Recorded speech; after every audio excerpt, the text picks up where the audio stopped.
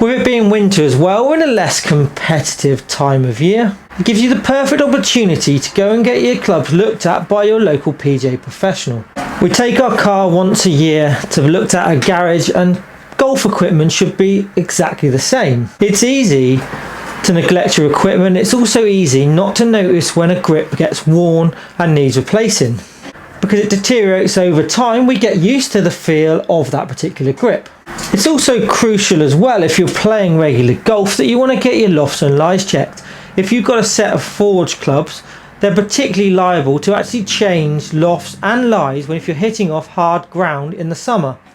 So just take your clubs in. Your professional at your local golf club should have a loft and lie machine, and he will give you a complete MOT of your golf clubs, let you know whether you need new grips and whether the lofts and lies are still correct on these clubs, and then they can be altered and put back. I've seen in the past that clubs have actually altered by 2, 3 or even 4 degrees difference to what they originally were. So if you haven't had them checked, go get them checked.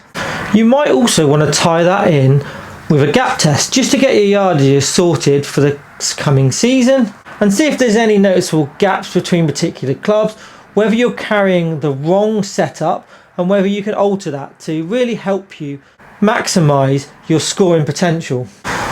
I regularly check my lofts and lies of all my clubs just to make sure that they're exactly where I'd want them to be. It's pretty straightforward, it's pretty simple.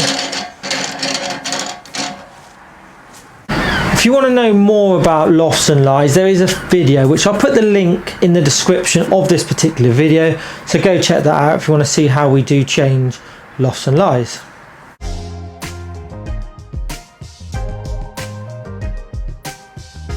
This is an area of the game that needs continuous work, whether you're a complete beginner or a professional golfer. And here you'll see 2 differing examples. This is clearly what not to do. I just set the scene. I couldn't play sideways and reach the green in 3 shots, so I was having to try and advance the ball down the fairway. This video was filmed by one of my playing partners during the tournament.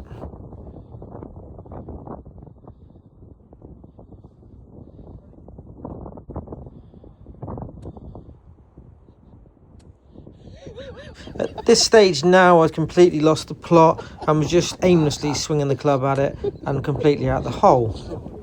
And here is an example of what to do after hitting a couple of bad shots or making a bad decision.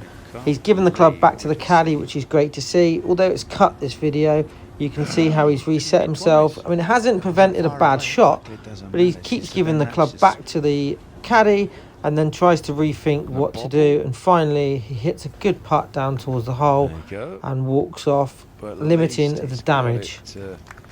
I can finish the...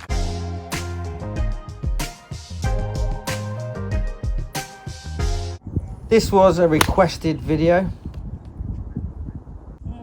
Fat. A little bit heavy.